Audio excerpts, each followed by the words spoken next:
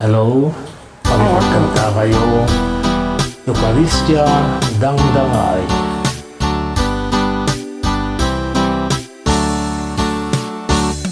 EUKARISTIA, anas ang buwan, taraon, bigyan ay langitan. Salika, di Diyos sa naing daklan, sakramento ama kay salakan. EUKARISTIA na santuan, taraon kaya na Diyosan. Dang-dang-ay sidong ilaw, sinalidong maal, kas kani Maria gilaman ta, ken Jesus sa tulog ta.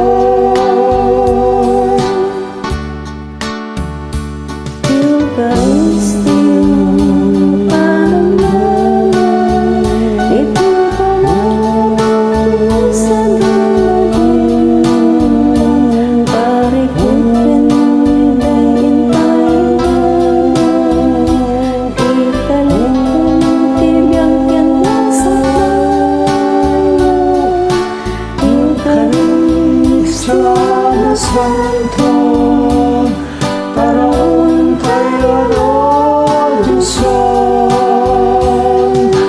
Dang-dang-ay sidong ilaw, sinalidong maay, kas kani Maria gilaman tay, kay Jesus sa tulog tay.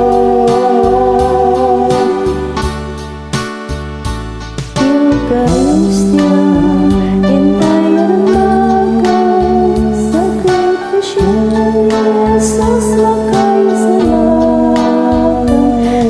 Ipagpatay natin ang nagulang, darating basta sa kanyang.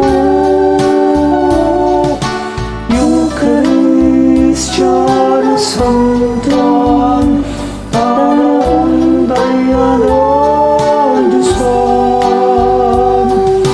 Dang-dang-ay sidong ilaw, sinalidong maay, kas kani Maria gilaman ta, kay Jesus sa tulog ta.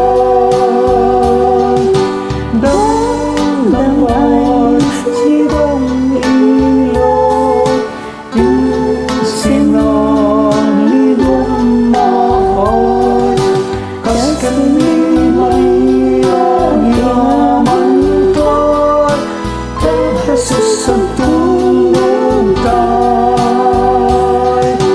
Kas kani Maria gilaman ta, kay Jesus sa tulog tay, kay Jesus sa tulog tay.